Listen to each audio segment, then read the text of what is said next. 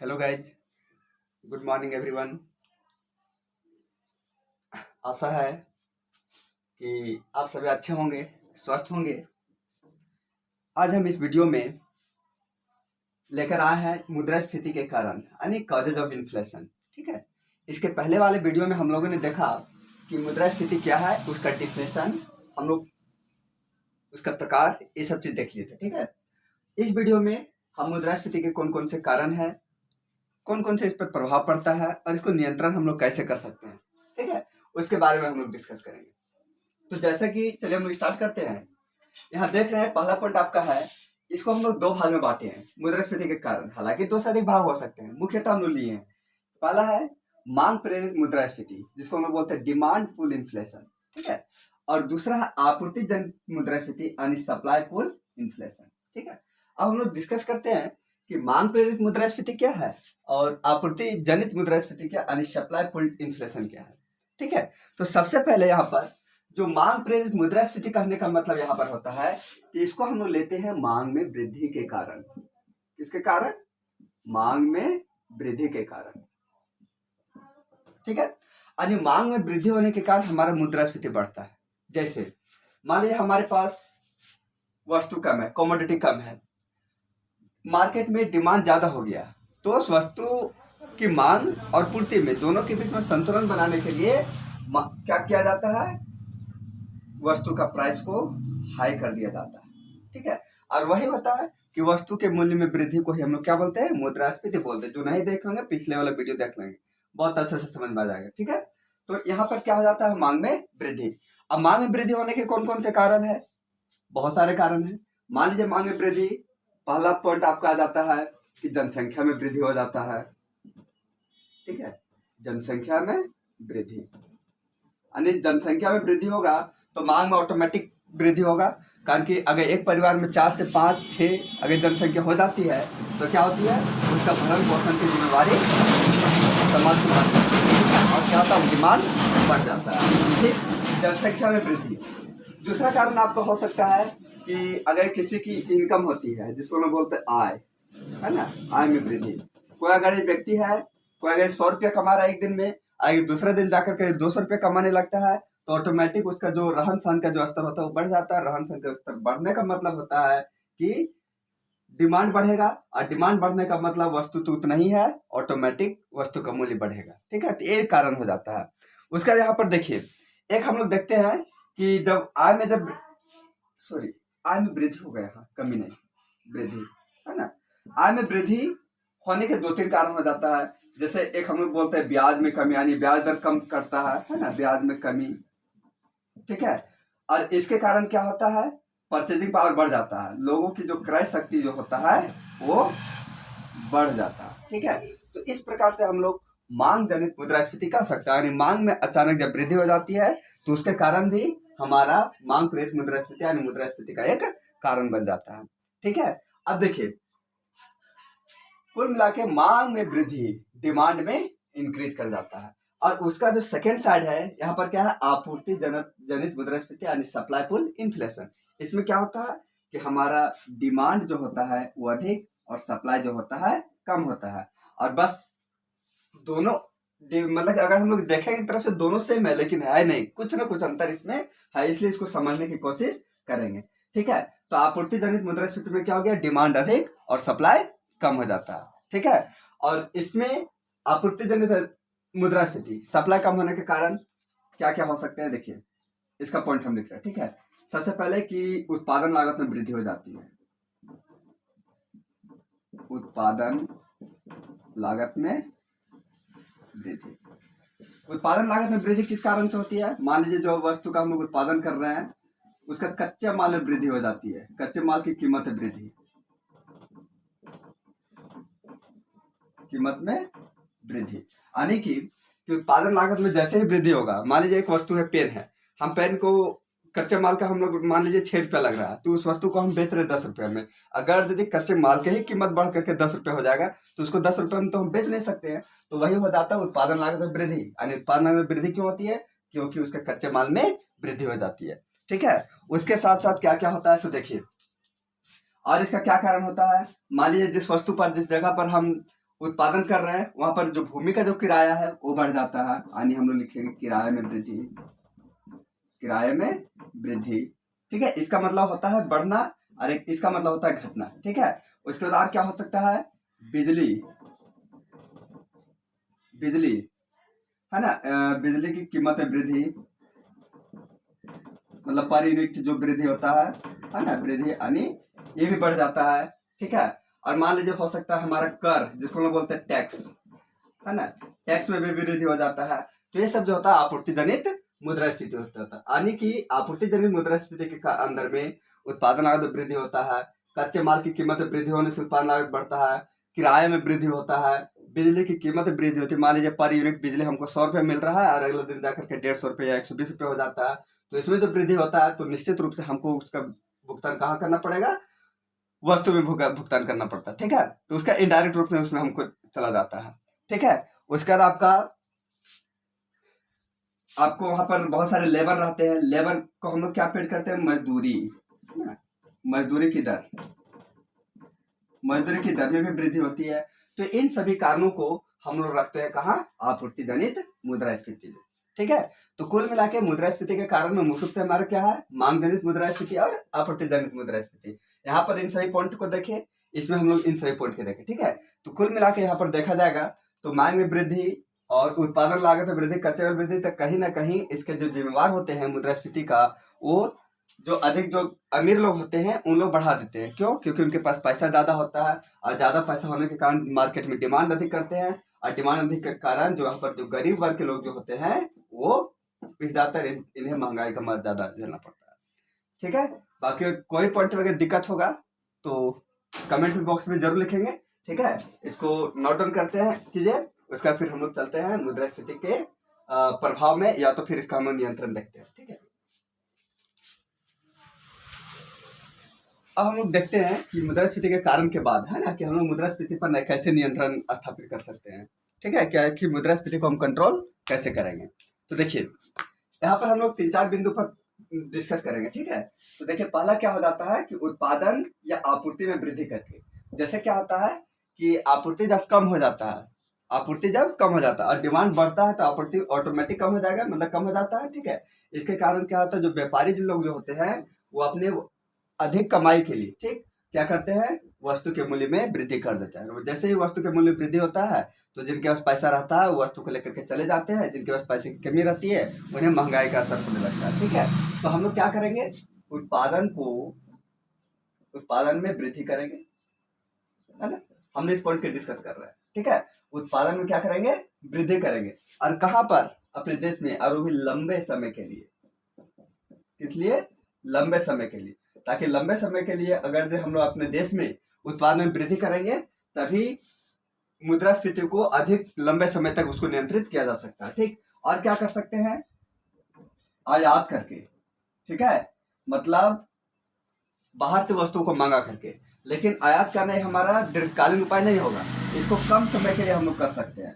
ठीक है, कम समय के लिए, जैसे अचानक बाहर से हम लोग मंगा सकते हैं, लेकिन बाहर से मंगाने के लिए हम लोग को अधिक टैक्स भी देना पड़ता है, तो मिला जुला करके बात फिर वहीं पर आ जाता है। इसलिए कम समय के लिए हम लोग वस्तुओं को आयात करा लेंगे और लंबे समय के लिए अपने देश में वस्तु का उत्पादन करेंगे। तो जितने अधिक वस्तु के उत्पादन बढ़ेगी, ठीक है, उतना अधिक हमारा पूर्ति बढ़ेगा और डिमांड भी उतना ही रहेगा। तो डिमांड और पूर्ति जब दोनों लेवल में रहेगा तो हमारा मुद्रास्फीति अपने आप कंट्रोल में रह जाएगा। ठीक है, दूसरा पॉइंट हम लोग देखते हैं कि उत्पादन लागत में कमी करके। ठीक, यानी हम लोग इसके पहले कारण में देखे कि उत्पादन लागत में वृद्धि भी होना एक मुद्रास्फीति का कारण होता है। तो उत्पादन लागत में कमी हम लोग कैसे कैसे कर सकते हैं। ठीक है, सबसे पहले उत्पादन लागत में कमी करने के लिए हमको क्या करना पड़ेगा, टैक्स में कमी करना पड़ेगा। ठीक है, जो टैक्स जो है रहता है वो टैक्स में नियंत्रण लाना पड़ेगा। ठीक, उसके बाद बिजली की जो दर होता है उसमें कमी करना पड़ेगा। हम चाहेंगे तो देश में अधिक से अधिक तकनीक का विकास कर सकते हैं, तकनीक का विकास, है ना, तकनीक का विकास मतलब आधुनिक तरीके से हम लोग किसी भी वस्तु को उत्पादन करेंगे। ठीक है, जो परंपरागत जो वस्तु होता है उस पर हम लोग कंट्रोल कर सकते हैं। उसके बाद आपका यहाँ पर हो जाएगा तकनीक के बाद परिवहन व्यवस्था। ठीक है, परिवहन व्यवस्था जितना अच्छा सुदृढ़ होगा हमारे देश में, हमारे क्षेत्र में उतना अच्छा हमारा उत्पादन लागत में कमी आ सकता है। मान लीजिए परिवहन लागत किसी ऐसे क्षेत्र में किसी वस्तु का उत्पादन हो रहा है जहाँ पर परिवहन का आना जाना संभव नहीं है, तो वस्तु को ले जाने में ले आने में बहुत अधिक खर्च पड़ जाता है। और जैसे ही परिवहन व्यवस्था का विकास होता है और वस्तुओं को लाने में और ले जाने में सुविधा होने लगती है, तो जिससे कारण क्या होता है, उत्पादन लागत में हमारा कमी हो जाता है। कच्चे माल जो बाहर से जो आता है उसका भी रेट अचानक मतलब अपने आप कम हो जाता है। ठीक है, तो इन सभी कारणों से हम लोग उत्पादन लागत में कमी करके मुद्रास्फीति पर हम लोग नियंत्रण पा सकते हैं। तीसरा पॉइंट है मौद्रिक उपाय। ठीक है, ये बहुत इंपॉर्टेंट होता है। ठीक है, मौद्रिक उपाय जो हमारा होता है वो अधिकतर हमारा बैंकिंग सिस्टम से जुड़ा होता है। ठीक है, कौन सिस्टम से? बैंकिंग सिस्टम से। अब कैसे सो देखिए, मौद्रिक उपाय में हमारा बैंक दर आ जाता है ना, रिवर्स रेपो रेट आ जाता है, CRR आ जाता है। तो इन सभी में कमी करके या इन सभी में वृद्धि करके हम लोग मौद्रिक उपाय अपना करके मुद्रास्फीति पर नियंत्रण कर सकते हैं। जैसे देखिए, सबसे पहला पॉइंट है मुद्रा का प्रवाह। ठीक है, अब देखिए मुद्रा का प्रवाह अगर हम बढ़ाते हैं तो जितना अधिक मार्केट में मुद्रा प्रवाह होगा, महंगाई उतना बढ़ेगा। इसलिए यहाँ पर हम लोग मुद्रा के प्रवाह को क्या करेंगे? डाउनफॉल कर देंगे, घटा देंगे।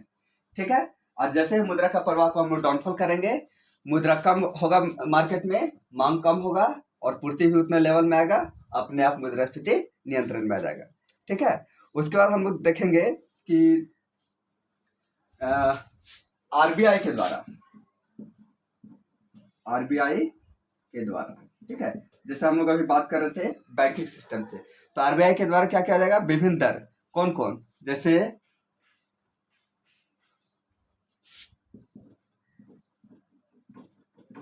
विभिन्न दरों में, जैसे SLR, ठीक है, रेपो रेट, बैंक रेट, इस सब में वृद्धि कर देगी।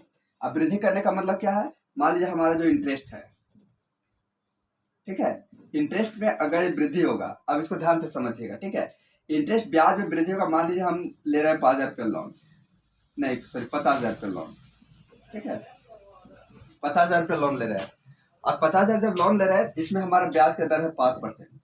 ठीक, तो 5% पर हम तो ले लेंगे, और अचानक अगर ब्याज की दर हमारा बढ़ करके 50,000 का अगर 10% कर देगा, तो क्या हम 10% में हम लोन लेना पसंद करेंगे? नहीं। अगर कहीं पर हम लोग इन्वेस्ट करना चाहते हैं तो इन्वेस्टमेंट भी हम करना बंद करें। क्यों? क्योंकि इस पर हमारा इंटरेस्ट रेट अधिक होगा। इसलिए बैंक रेट के बाद आरबीआई के द्वारा इन सभी दरों में वृद्धि करके क्या कर सकते हैं? मुद्रास्फीति पर नियंत्रण स्थापित किया जा सकता है। ठीक है, और विशेष करके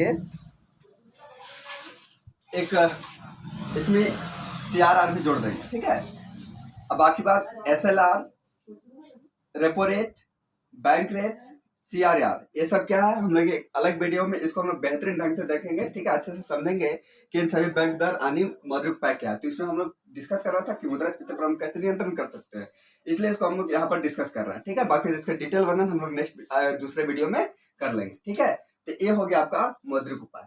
तो उम्मीद है कि मुद्रास्फीति पर नियंत्रण कैसे स्थापित कर सकते हैं वो भी समझ में आ गया होगा। यानी उत्पादन में वृद्धि करेंगे, उत्पादन लागत में कमी करेंगे, और मौद्रिक उपाय बैंकिंग सिस्टम में जितने भी उपाय हैं सभी को हम लोग लागू करके मुद्रास्फीति पर नियंत्रण स्थापित किया जा सकता है। ठीक है, और एक चीज देखिएगा इसमें कि जो हमारे जो रोजमर्रा की जो वस्तुएं होती है, रोजमर्रा मतलब क्या होता है? कि वस्तुएं पर लागू नहीं होती। रोजमर्रा की वस्तु में क्या आ जाता है? जैसे हमारा आ जाता है नमक, है ना, वो डेली यूज का वस्तु है, उसका रेट बढ़े या घटे उससे हमको बहुत ज्यादा फर्क पड़ने वाला नहीं है। तो रोजमर्रा मतलब कि नमक अगर 10 रुपये में भी हमको खरीदना पड़े, अगले दिन उसका मूल्य 20 रुपये भी हो जाएगा, तभी उसका खरीदना हमारा मजबूरी होता है। ठीक है, तो ये सभी जो रोजमर्रा की वस्तु पर लागू नहीं होता है, ये सब मौद्रिक उपाय, ठीक, बाकी बस सभी में लागू होता है। ठीक है, तो कंप्लीट हो गया होगा। जहां दिक्कत हो कमेंट जरूर कीजिएगा, है ना, और वीडियो को अधिक से अधिक शेयर कीजिए, सब्सक्राइब कीजिए, है ना, ताकि वीडियो आपको टाइम टू टाइम पहुंच जाए। इसको नोट डाउन कीजिए, फिर हम लोग चलते हैं इसका प्रभाव पर। अब हम लोग देखते हैं कि मुद्रास्फीति का क्या क्या प्रभाव पड़ता है। ठीक है, चलिए इसको फटाक से देख लेते हैं। देखिए, पहला यहाँ पर है मुद्रा पर प्रभाव। ठीक है, कि मान लीजिए मुद्रास्फीति जो है वो तो उसका पूरा प्रभाव तो निश्चित रूप से मुद्रा पर ही पड़ेगा। अब मुद्रा पर कैसे पड़ेगा, इसका इन्फ्लेशन जो होता है, जैसे मान लीजिए कि मुद्रास्फीति है, इन्फ्लेशन ना बढ़ता है तो मुद्रा का मूल्य क्या होता है, मुद्रा का मूल्य ऑटोमेटिक घट जाता है। अब मुद्रा का मूल्य कैसे घटेगा, मान लीजिए इस पेन का मूल्य है 20 रुपया, ठीक है, और 20 रुपया से बढ़ करके इस पेन का मूल्य हो जाता है 30 रुपया। तो पहले हम खरीदते थे 20 रुपया में, ठीक है, और अब खरीद रहे हैं 30 रुपये में, दोनों के बीच में अंतर कितना है, 10 रुपया का। यानी कि इसी पेन को खरीदने के लिए हमको 10 रुपया अधिक देना पड़ रहा है, यानी पैसा हमको ज्यादा देना पड़ रहा है। इससे पता क्या चलता है कि वस्तु का मूल्य बढ़ जाता है, ठीक है, मतलब वैल्यू बढ़ जाता है, और मुद्रा का जो मूल्य होता है वो घट जाता है, ठीक है। चलिए, ऋण लेने वालों पर सकारात्मक प्रभाव और ऋण देने वालों पर नकारात्मक प्रभाव। सकारात्मक प्रभाव क्या होता है, क्योंकि पैसा अधिक मार्केट में आ जाता है, ठीक है, पैसा अधिक रहने से क्या होता है, ब्याज की दर जो होता है वो, ब्याज की दर यहाँ पर क्या होता है, घट जाता है, और ब्याज की दर घटने के कारण ही अधिक से अधिक लोग लोन लेने पहुंचते हैं, ठीक है, तो इनको फायदा हो जाता है। और जो ऋण देने वाले होते हैं उनको क्या होता है, नकारात्मक प्रभाव पड़ता है, यानी कि ब्याज की दर में जब कमी आता है तो इनको कम फायदा होता है, और जो लेने वाले होते हैं उनको ज्यादा फायदा होता है। कर्ज लेने वालों की संख्या में ऑटोमेटिक वृद्धि होगी, क्यों होगी, क्योंकि ब्याज की दर कम होगा तो कर्ज लेने वालों की जो संख्या होगा वो बढ़ जाएगा। मान लीजिए पहले 10% पर लोन मिलता था, अब 5% पर ही मिलता है। जहाँ 50 रुपये देना पड़ता था वहाँ 25 रुपये ही देना पड़ा। तो मान लीजिए कि हर 50 रुपये में 25 रुपये का बेनिफिट होगा, तो क्यों नहीं लोग लोन लेंगे, है ना। निवेश पर प्रभाव पड़ेगा, यानी अधिक से अधिक लोग जब लोन लेंगे तो वो लोन लेकर के क्या करेंगे, निवेश को अपने बढ़ाएंगे, मतलब इस पर सकारात्मक प्रभाव पड़ेगा। आयात में कमी होगा और बचत में भी कमी होगा, ठीक है, और आयात में जब कमी होगा तो निर्यात में क्या होगा, वृद्धि, यानी एक में कमी एक में वृद्धि, ठीक है। तो उम्मीद है कि मुद्रास्फीति का प्रभाव, नियंत्रण, कारण तीनों आपको अच्छे से समझ में आ गए होंगे, ठीक है। जहां भी दिक्कत होता है जरूर आप उस पर कमेंट करें, हम उसको दूर करने का हर संभव प्रयास करेंगे, ठीक है।